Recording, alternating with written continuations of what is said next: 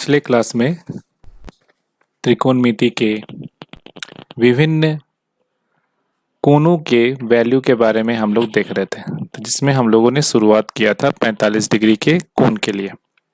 आज के क्लास में हम लोग 30 और 60 30 डिग्री और 60 डिग्री के त्रिकोणमिति ट्रिग्नोमेट्रिकल रेशियो उनके वैल्यूज को फाइंड करेंगे। जैसे साइन 30 डिग्री कितना होगा, साइन 60 डिग्री कितना होगा, इसके लिए तो हम लोग शुरुआत करते थे समकोण त्रिभुज से, लेकिन यहाँ पे हम लोग शुरू करेंगे एक समबाहु त्रिभुज से। क्यों करेंगे इसके बारे में देखेंगे। तो सबसे पहले टॉपिक लिख लें 30 डिग्री और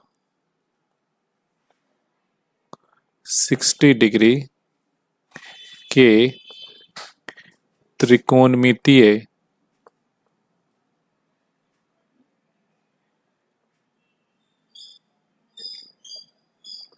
अनुपात।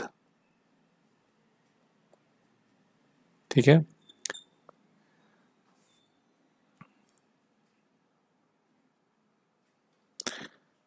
सबसे पहले हम लोग बनाने जा रहे हैं समबाहु त्रिभुज।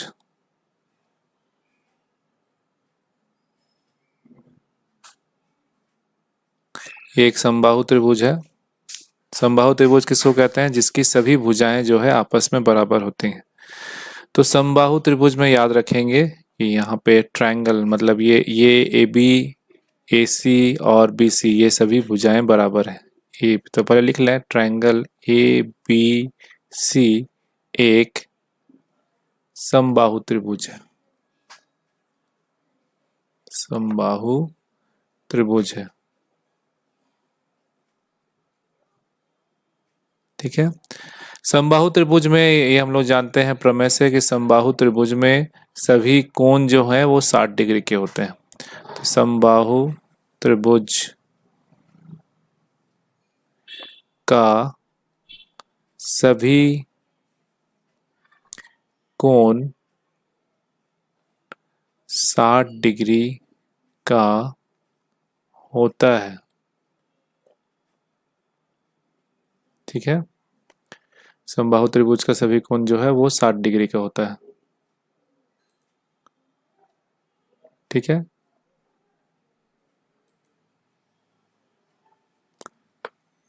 अब यहाँ पे हम लोग लिख सकते हैं एंगल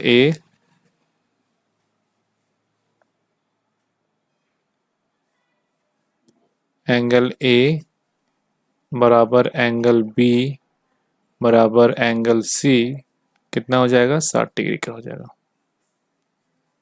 ठीक है।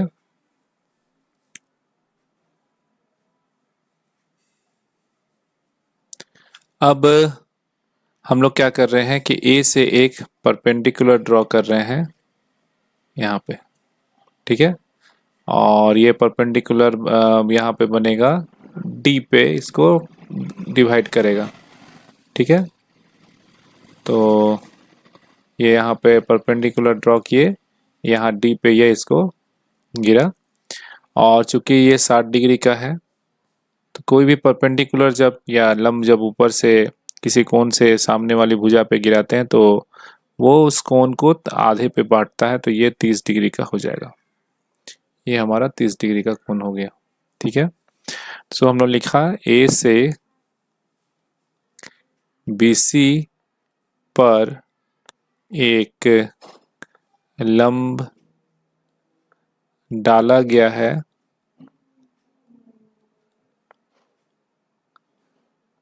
और ये जो हमारी ये जो ट्रायंगल है, ये हमारा ट्रायंगल,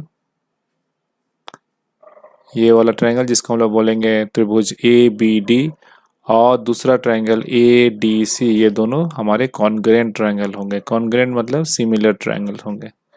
ये त्रिभुज वाले चैप्टर में क्लास 9th में होगा, 10th में भी पढ़ना है। जब त्रिभुज चैप्टर पढ़ेंगे तब उसके बारे में हम लोग जानकारी लेंगे। तो ये दोनों बराबर है। कैसे बराबर है? तो अगर ध्यान दें तो यहाँ पे 60 डिग्री है इसको त्रिभुज में, तो यहाँ पर भी 60 डिग्री है। एंगल बी और एंगल सी दोनों में एडी जो है कॉमन साइड है।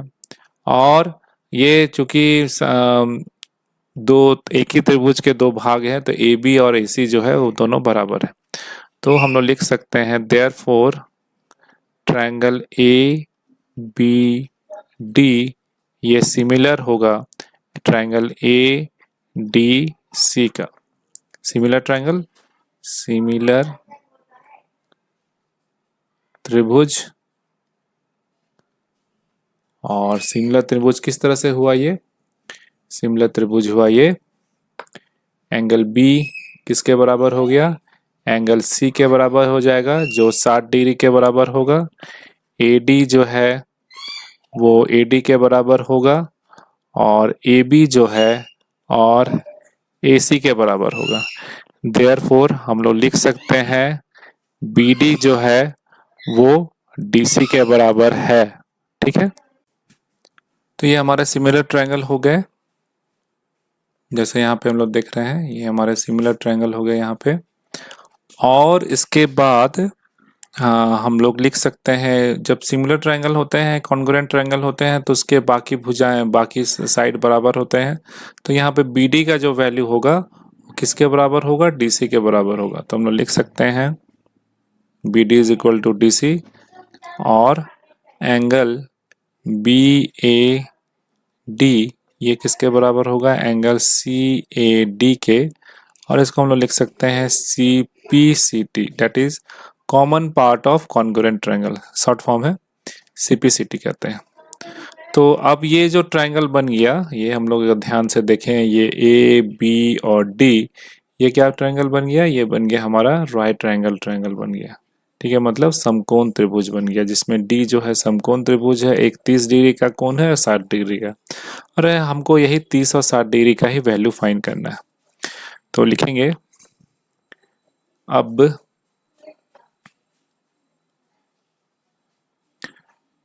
ट्रायंगल ABD एक समकोण त्रिभुज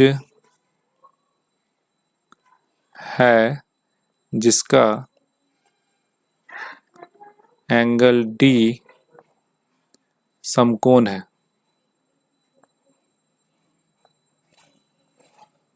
ठीक है, तो और जहां पे क्या क्या और है? जहां पे BAD जो है 30 डिग्री का है, और ABD ये 60 डिग्री का है। ठीक है, तो हम इस ट्रायंगल को बना लेते हैं यहाँ पे।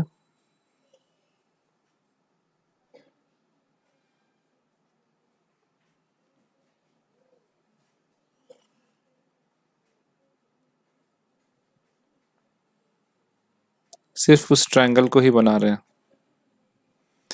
ये हमारा A है, ये B है, ये D है, D 90 डिग्री का है, ये 30 डिग्री का है। आई थिंक B नीचे है कि ऊपर है, देख लें। हाँ ठीक है, और ये हमारा 60 डिग्री का है, ये हमारा 60 डिग्री का है। ठीक है, तो अब हमको देखना है, इसका वैल्यू फाइंड करना है, सभी की भुजाएं भाग करनी है। तो हम लोग जानते हैं, दिया हुआ है हमारा AB जो है किसके बराबर है?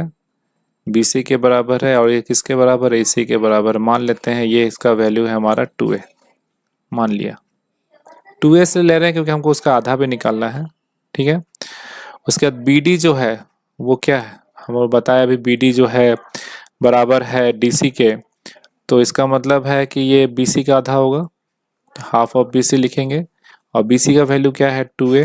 2A को 2 से डिवाइड करेंगे तो 2 2 कट जाएगा, यहाँ बचेगा क्या? A। तो हमारा BD निकल गया। अब हमको निकालना क्या है? AD। तो फिर हम लोग यहाँ आएंगे पाइथागोरस थ्योरम से।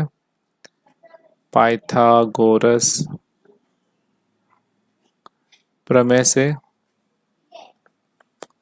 पाइथागोरस प्रमेय से क्या होगा? हाइपोटेन्यूज 90 डिग्री के सामने वाला जो होता है वो h होता है, यानी लंब होता है। तो ये हो जाएगा AB का स्क्वायर इज इक्वल टू हो जाएगा BD का स्क्वायर प्लस AD का स्क्वायर। AB हमारा क्या है? AB है, हमको निकालना क्या है? AD। तो AD स्क्वायर हो जाएगा यहाँ से AB square minus BD square. AB का वैल्यू है हमारा 2A, 2A का स्क्वायर, और ये कितना है, ये है a का स्क्वायर, ये हो जाएगा 4a square minus a square यानी 3a स्क्वायर। तो AD कितना हो जाएगा, AD हो जाएगा हमारा रूट ओवर 3a स्क्वायर, 3 का स्क्वायर रूट होता है स्क्वायर रूट 3, a स्क्वायर का होता है a, तो AD का वैल्यू हो गया रूट 3a। ठीक है, तो इस कोण के लिए अब हमको निकालना है। अगर हम सबसे पहले 30 डिग्री का बात करें तो 30 डिग्री के लिए हमारा, इसके लिए हम लोग जानते हैं कि ये तो हमारा फिक्स हो गया, इसका सामने ये h होगा, ये हमेशा हमेशा h ये जो है फिक्स है। ठीक है, तो हाँ, तो ये हमारा h हो गया। इसके सामने वाला जो हमेशा जानते हैं 90 डिग्री के सामने वाला, अब 30 डिग्री के सामने वाला ये हो जाएगा p और बचा हो जाएगा b। ठीक है, उसी तरह से 60 डिग्री के सामने वाला हो जाएगा, इसलिए हम अलग कलर से लिख रहे हैं, ये हो जाएगा P और ये P, मतलब हमेशा अलग अलग एंगल के लिए P और B बदल जाता है। तो 30 डिग्री के लिए याद रखना है ये P है और ये B है, P मतलब BD और ये AD। ठीक है, तो हम लोग यहीं पे लिखेंगे साइन 60 डिग्री, साइन 30 डिग्री के लिए पहले साइन 30 डिग्री, ये हो जाएगा हमारा BD बाई AB। BD क्या है, मतलब P बाई H। और BD का वैल्यू क्या है, BD का वैल्यू है हमारा, अभी हम लोगों ने निकाला है A, और AB का वैल्यू है 2A, A कट गया, ये वैल्यू आया हमारा 1/2। उस तरह से cos 30 डिग्री, cos 30 डिग्री हो जाएगा AD बाई AB, सो ये हो जाएगा A बाई रूट 3, ये हो जाएगा A बाई रूट 3 या A रूट 3 इसको लिख सकते हैं, क्योंकि हमारा AD का वैल्यू अभी हम लोगों ने निकाला है। सॉरी, हम लोगों ने AB लिख दिया है ना, ये गलती किया है हम लोगों ने, यहाँ पे इसको यहाँ पे AD, हम लोग AD निकाल रहे हैं। सो AD हो गया रूट 3 A या A रूट 3 एक ही बात है, और AB का वैल्यू है हमारा 2A, तो A कट गया, हमारे पास बचा रूट 3/2। उस तरह से tan 30 डिग्री होता है BD बाई AD, मतलब P बाई B, फिगर में देख लेना है। BD का वैल्यू है A, AD का वैल्यू है A रूट 3, A कट जाएगा 1/√3। अब इसी के रेसिप्रोकल्स हम लोग जानते हैं होते हैं, तो ये हो जाएंगे कॉसेक 30 डिग्री, ये होता है 1/sin 30 डिग्री, 1/sin 30 डिग्री मतलब 1 डिवाइडेड बाई 1/2 माने 2। उस तरह से कॉस का हो जाएगा सेक 30 डिग्री, सेक 30 डिग्री 1/cos 30 डिग्री होता है, तो ये हो जाएगा 1/√3/2 यानी 2/√3। और लास्ट में है cot 30 डिग्री, ये होता है 1/tan 30 डिग्री, और 1/tan 30 डिग्री ये हो गया 1 डिवाइड बाई 1/√3 यानी ये हो गया √3। अब 60 डिग्री पे आते हैं। 60 डिग्री के लिए, 60 डिग्री के लिए हो जाएगा सबसे पहले साइन 60 डिग्री, ये हो जाता है P/H। 60 डिग्री के लिए हम लोगों ने कलर से निकाला था कि 60 के सामने वाला हो जाएगा P और 60 के अलावा ये हो जाएगा B, तो P के लिए हम लोग लिखेंगे यहाँ पे साइन 60 डिग्री हो जाएगा AD बाई AB। AD का वैल्यू है हमारा √3A और इसका वैल्यू है A, so A cancel, so that is sorry 2A, सो ये हो जाएगा √3/2। देन cos 60 डिग्री ये होता है B/H, यहाँ पे B का वैल्यू है हमारा देख ले 60 डिग्री के लिए, 60 डिग्री के लिए P ये था और B था ये, तो BD